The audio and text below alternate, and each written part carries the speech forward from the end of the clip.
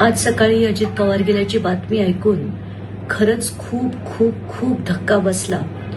मी खरं तर आयुष्यभर त्यांच्या विरुद्ध लढले आणि लढत राहिले असते, पण हे जे घडलं ते अतिशय चुकीचं घडलं. मला खरंच या गोष्टीचं दुःख झालंय आणि खूप वाईट वाटतंय, खूप म्हणजे खूप वाईट वाटतंय. तर काय बोलावं सुचत नाहीये. फक्त त्यांना श्रद्धांजली देते आणि परिवार त्यांचा सावरावा एवढीच इच्छा करते. आज सकाळी अजित पवार तर सामाजिक कार्यकर्त्या अंजली दमानिया यांची ही प्रतिक्रिया आपण पाहतोय. त्यांनी ही श्रद्धांजलीपर ही प्रतिक्रिया दिलेली आहे. अजित पवार आणि अंजली दमानिया यांच्यातला वाद गेल्या काही वर्षांपासून आपण पाहतोय. सातत्यानं न्यायालयीन लढाईसाठी अंजली दमानिया यांनी अनेक खरं तर मुद्दे काढलेले होते आणि त्यांची राजकीय अर्थातच वैचारिक मतभेद निश्चितच असतात. मात्र अजित पवारांबद्दल बोलताना आज अंजली दमानिया सुद्धा भावनिक झाल्याचं आपण पाहतोय. तर बारामतीमधली काही महत्त्वाची दृश्य आपण पाहतोय. एका बाजूला विमान अपघात झाला, त्यावेळी विमानाचा अक्षरशः कसा कोळसा झालेला आहे ते एका बाजूला पाहायला मिळते. तिथून विमानाच्या अवशेषांमधून धूर येतानाची काही दृश्य आहेत. दुसरीकडे हॉस्पिटलच्या बाहेर ज्या ठिकाणी अजित पवार यांचं पार्थिव होतं त्या ठिकाणी समर्थकांनी मोठी गर्दी केलेली होती. अनेक राजकीय मंडळी, पवार कुटुंबीय याच हॉस्पिटलमध्ये आलेले होते.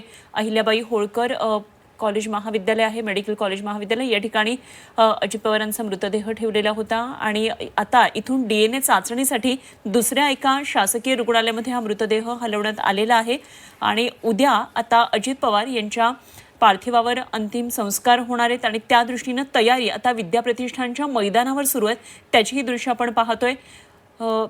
मोठ्या प्रमाणामध्ये उद्या अंत्यसंस्कारासाठी राजकीय मंडळी देशातून येतील, वेगवेगळ्या राज्यातून येतील आणि त्यासाठी ही सगळी तयारी आता सुरू झालेली आहे. उद्या सकाळी 11 वाजता अजित पवार यांच्या पार्थिवावर अंत्यसंस्कार होतील आणि त्यापूर्वी 9 वाजता अंत्ययात्रा निघणार आहे. त्यामुळे उद्या बारामतीमध्ये एक वेगळंच वातावरण आपल्याला पाहायला मिळणार आहे. आज अजित पवारांच्या अकाली मृत्यूनंतर, या अकाली एक्झिट नंतर एकच शोककळा पसरली होती. संपूर्ण बारामतीच नव्हे तर अख्खा महाराष्ट्र आज हळहळला. उपमुख्यमंत्री अजित पवार यांची राजकीय कारकीर्द खरं तर सगळ्यांच्या समोर आहे आणि असा हा नेता, हरहुन्नरी तरुण तडफदार नेता अशा प्रकारे जावा, अचानक जावा, हे निश्चितच कोणालाही विश्वास बसणार नाही अशी बातमी सकाळी येऊन प्रत्येकाच्या कानावर आदळली आणि त्यानंतर एक वेगळंच राजकीय वातावरणामध्ये मळप आपल्याला आलेलं पाहायला मिळतंय. एक हळहळ पाहायला मिळते. सर्वच पक्षाच्या नेत्यांकडून अजित पवारांच्या जाण्याबद्दल शोक संदेश मिळत आहेत, श्रद्धांजली वाहत आहेत आणि उद्या हा अख्खा महाराष्ट्र, राजकीय वर्तुळातले अनेक महत्त्वाचे वेगवेगळ्या पक्षांमधले नेते सुद्धा उद्या बारामतीमध्ये येतील. उद्या सकाळी 9 वाजता अंत्ययात्रा निघणार आहे आणि त्यानंतर 11 वाजता अजित पवारांच्या मृतदेहावर अंतिम संस्कार करण्यात येतील. आपण जर पाहिलं सकाळी भल्या पहाटे उठून दौरा करणार, अधिकाऱ्यांची सगळी माहिती घेणार, अधिकाऱ्यांशी चर्चा करणार, बस स्टँड असो, उद्यान असो, प्रत्येक ठिकाणी जाऊन स्वतः या सगळ्याची पाहणी करणार. प्रशासनावर त्यांची पकड चांगली होती. उघडपणानं बोलून ते मोकळं स्पष्ट बोलून टाकायचे. जर काही काम होणार असेल तर ठीक, नसेल तर सुद्धा ते स्पष्ट बोलायचे. खरं तर आपण जर पाहिलं तर गेल्या निवडणुकीच्या काळात त्यांच्या जाहीर सभा झाल्या. जाहीर सभामध्ये बोलताना सुद्धा त्यांनी कार्यकर्त्यांना लगेचच उत्तर दिलं. अगदी 2 दिवसांपूर्वी सुद्धा त्यांचं एक वक्तव्य चांगलंच गाजलेलं होतं. एका कार्यकर्त्यांना झापतानाचं ते वक्तव्य होतं. आपण जर पाहिलं तर वेळोवेळी कार्यकर्त्यांना समज येणार, शिस्त पाळा असं ते वारंवार कार्यकर्त्यांना म्हणायचे. आवाज करू नका, शिस्त पाळा. आपण जर पाहिलं अनेक वेळा मीडियाच्या समोर सुद्धा ते कार्यकर्त्यांना झापताना पाहिलेलं मिळालेलं आहे. अजित पवारांची अकाली एक्झिट झाली आणि त्यानंतर बारामतीत एक शोककळा पसरल्याचं पाहायला मिळते. उद्या सकाळी 11 वाजता त्यांच्यावर अंत्यसंस्कार करण्यात येणार आहेत. तर ज्या ठिकाणी विद्याप्रतिष्ठानच्या मैदानावर त्यांच्यावर अंत्यसंस्कार करण्यात येणार आहे तिथं तयारी सुरू झालेली आहे. 6 वेळा महाराष्ट्राच्या इतिहासात सर्वाधिक 6 वेळा उपमुख्यमंत्री होण्याचा विक्रम त्यांच्या नावावर आहे. सकाळी 7 वाजता मंत्रालयात हजर होणारा मंत्री अशी त्यांची शिस्तबद्ध ओळख सध्या अनेक नेते सांगतायत. वेगवेगळ्या आठवणी नेते माध्यमांसमोर सांगतायत. दुसरीकडे जर आपण पाहिलं तर अजित पवारांच्या जाण्यानं महाराष्ट्राने कार्यक्षम आणि प्रशासक नेता गमावला असं सुद्धा वारंवार आता नेत्यांच्या वतीनं बोललं जात आहे. राज्यात 3 दिवसाचा शासकीय दुखवटा देखील आता जाहीर करण्यात आलेला आहे. मुख्यमंत्र्यांनी स्वतःची माहिती दिलेली आहे आणि आता मुख्यमंत्री देवेंद्र फडणवीस, उपमुख्यमंत्री एकनाथ शिंदे हे बारामतीत दाखल झालेले आहेत आणि आता ते पवार कुटुंबियांची भेट घेणार आहेत. सांत्वनपर ही भेट असेल आणि उद्या बारामतीमध्ये अंतिम संस्कारांच्या वेळी सुद्धा ते उपस्थित असतील. तर अजित पवारांच्या राजकीय कारकिर्दीमध्ये अनेकदा आपण भाषणं त्यांची ऐकलेली आहेत, मग ते विधिमंडळातली भाषणं असू देत अथवा जाहीर सभांमधली, प्रचार सभांमधली कोपरखळी मारणारी अजित पवारांची भाषणं असायची. त्याच्यामध्ये हसा पिकला जायचा. अत्यंत काही अलंकारिक शाब्दिक फुलोरं करण्यापेक्षा अजित पवारांनी नेहमीच साध्या भाषेला, सरळ बोलण्याला नेहमीच पसंती दिली आणि त्यांची हीच भाषणशैली सगळ्यांना प्रचंड आवडायची. आत्ता ज्या काही निवडणुका झाल्या यामध्ये झी 24 तासनं सुद्धा अनेकदा त्यांच्या भाषणांसंदर्भात एक क्लिप्स दाखवलेल्या होत्या. यामध्ये ऐका हो ऐका या आमच्या विशेष कार्यक्रमामध्ये अजित पवारांची खुमासदार भाषणांच्या क्लिप्स आम्ही अनेकदा आपल्याला ऐकवलेल्या आहेत. खरं तर अत्यंत बोलकी अशी वेगळीच त्यांची शैली होती. कुठल्याही इस्त्री केलेल्या नेत्याप्रमाणे एक घडी न ठेवता, कुठलीही मुलाहिजा न बाळगता ते सरळ एखाद्या कार्यकर्त्याला थेट बोलायचे. आपण पाहतोय अजित पवारांचे दुसरे चिरंजीव सध्या दृश्यांमध्ये चित्रित झालेले आपल्याला पाहायला मिळतात. जय पवार आपल्याला या दृश्यांमध्ये पाहायला मिळत आहेत. जय पवार आपण पाहतोय कार्यकर्ते त्यांच्या सोबत आहेत. मोठ्या प्रमाणात पोलीस बंदोबस्त इथं तैनात करण्यात आलेला आहे. कार्यकर्ते मोठ्या प्रमाणात आक्रोश करतायत, त्यांना सुद्धा शांत करण्याचं काम सध्या तिथं सुरू झालेलं आहे. आणि या ठिकाणी बारामतीकर जर आपण पाहिलं तर आपला दादा, घरातला दादा, प्रत्येकाची एक दादासोबतची एक आठवण बारामतीकर सांगताना आपल्याला काही वेळातच पाहायला मिळेलच.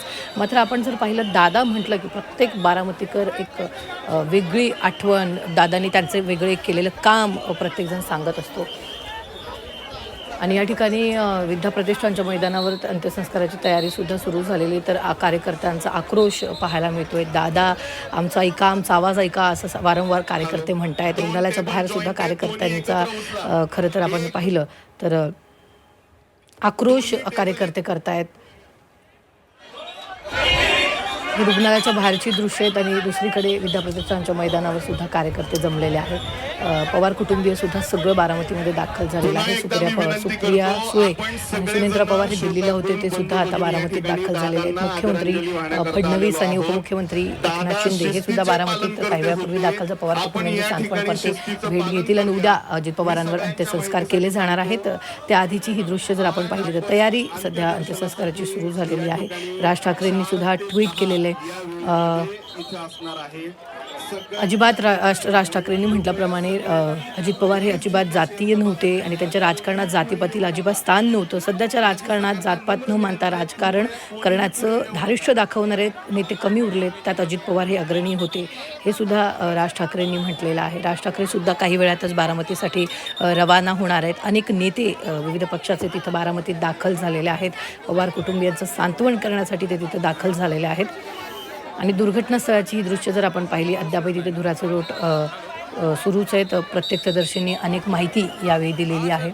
खरं तर आपल्या सुरक्षा पथकासह ते तिथं बारामतीत जात होते. सध्या आपण जर पाहिलं तर निवडणुकीचा काळ आहे. जिल्हा परिषद आणि पंचायत समित्यांच्या निवडणुका होऊ घातलेल्या आहेत आणि यासाठी अजित पवार प्रचार सभा त्यांच्या आज जवळपास बारामती 3 वाजेपर्यंत प्रचार सभा होत्या आणि 3 वाजता ते मुंबईसाठी निघणार होते. अनुपमा, आणि आपण जर पाहिलं तर 1 लाख मतं, जर 1 लाखापेक्षा कमी मतं जर मला बारामतीत मिळाली तर मी राजकारण सोडून देईन असं वारंवार अजित पवार म्हणायचे. आणि तेच आज बारामतीकर आपण जर पाहिलं तर आक्रोश करतायत आणि मोठ्या प्रमाणात दादाला ते हाक मारतायत. दादा म्हणतायत वारंवार. पार्थ पवार तिथं पोहोचलेले होते, त्यावेळेला सुद्धा पार्थ पवारांनी त्यांना शांत करण्याचा प्रयत्न केलेला होता आणि आत्तासुद्धा आपल्या दादाला ते हाक मारतायत. दादा आमचं एकदा ऐका, आम्ही शिस्त पाळतो, हे वारंवार ते आक्रोश करून म्हणतायत, दादांना हाक मारतायत. खरं आहे. आणि आत्ता काही वेळापूर्वी पण विद्या प्रतिष्ठान मैदानावर ज्या ठिकाणी अंतिम संस्काराची तयारी चालली आहे त्या ठिकाणची घोषणा ऐकत होतो. दादा हे अत्यंत शिस्तप्रिय नेते होते, आपल्याला सगळ्यांना माहिती आहे. त्यामुळे प्रत्येकानं शिस्तीचं पालन करा अशा सूचना तिकडे मंचावरून दिल्या जात आहेत. त्यामुळे बारामतीकरांचं आणि दादांचं बॉन्डिंग हे किती वेगळं होतं ते आपल्याला पाहायला मिळतंय. तर खरं तर दादांची भाषणशैली म्हणजे अजित पवारांची भाषणशैली जर आपण पाहिली तर नकळत हास्य निर्माण करायचे, अत्यंत गंभीर काही संवाद असले तरी सुद्धा त्याच्यातून त्यांची दटावणी असायची. ग्रामीण एक ढंग त्यांच्या भाषणात असायचा आणि अनुभवातून आलेली थेट भाषा दिसायची, ती लोकभाषा म्हणायचे. आणि खरं तर याच भाषेमुळे अजित पवारांवर अनेकदा वादाचे सुद्धा प्रसंग निर्माण झालेले होते, त्यांना अडचणीत आणणारे सुद्धा प्रसंग घडलेले होते. पण अत्यंत सरळ, कठोर आणि अशी परिणामकारक ते वक्ते होते आणि त्यासाठी ते ओळखले जायचे. बोलण्याची शैली आवडो अथवा न आवडो, मात्र अजित पवारांना निश्चितच त्यांच्या या भाषण शैलीसाठी दुर्लक्षित करता येणार नाही. राज्यातल्या राजकारणातला हा सगळ्यात प्रभावी आणि मोठा नेता होता आणि म्हणूनच राज्याच्या राजकारणाच्या दृष्टीनं सुद्धा एक खूप मोठी पोकळी खरं तर निर्माण झाली आहे. अजित पवारांची ही भाषण शैली, ही भाषणं आता पुढे ऐकायला मिळणार नाही. अर्थातच या सगळ्या रेकॉर्डिंग्स या आठवणींच्या माध्यमातून आपल्यापर्यंत असतील, मात्र आपल्याकडे असतील, मात्र अजित पवारांचं लाईव्ह भाषण ऐकणं ते इथून पुढे आता होणार नाही आणि त्यामुळे निश्चितच एक वेगळी हळहळ खरं तर व्यक्त होती आहे. या विमान अपघातात राज्याचे उपमुख्यमंत्री अर्थमंत्री अजित पवारांचा मृत्यू होणं ही निश्चितच महाराष्ट्रासाठी एक पोकळी निर्माण करणारी बातमी आहे. आणि या संदर्भात सुबोध भावेनं सुद्धा एक इंस्टाग्रामवर पोस्ट केलेली आहे. अजितदादा, महाराष्ट्राच्या राजकारणातील तुम्ही एक विलक्षण व्यक्तिमत्व होतात. तुम्ही खूप आवडायचे. तुमची काम करण्याची पद्धत, तुमचा हजरजबाबीपणा, तुमची सर्वसामान्य माणसाशी थेट त्यांच्या भाषेत संवाद साधण्याची पद्धत, छोट्या छोट्या गोष्टींमध्ये तुमचं असलेलं लक्ष, तुमची उणीव कायम भासत राहील दादा. तुमच्याशी झालेल्या भेटी कायम स्मरणात राहतील. तुम्ही कायम आठवणीत राहाल. सुबोध भावे अभिनेता यानं ही इंस्टाग्रामवर एक पोस्ट केलेली आहे. अशा प्रकारे फक्त राजकीय व्यक्तीच नव्हे तर अगदी कलाकारांमधून सुद्धा सकाळपासून आपण अनेक अशा या प्रतिक्रिया पाहिलेल्या आहेत. आणि सुबोध भावे मराठी अभिनेता यांनी अशा प्रकारे त्यांच्या भावना दादांप्रती व्यक्त केलेल्या आहेत. समस्त पवार परिवार और जितने भी समर्थक हैं उनको हमारी तरफ से संवेदना और शोक. मैंने बात की सुप्रिया जी से भी और उनकी मिसेज से भी. प्रियंका गांधी यांची ही प्रतिक्रिया होती. अर्थसंकल्पीय अधिवेशनाला आजपासून सुरुवात झाली आहे आणि आज पहिल्याच दिवशी अशा प्रकारे दुःखद बातमीला सामोरं जावं लागलं. आणि खरं तर सुप्रिया सुळे सुद्धा तिकडेच होत्या, त्याचप्रमाणे सुनेत्रा पवार सुद्धा त्याच ठिकाणी होत्या. दादांचे खंदे समर्थक असलेले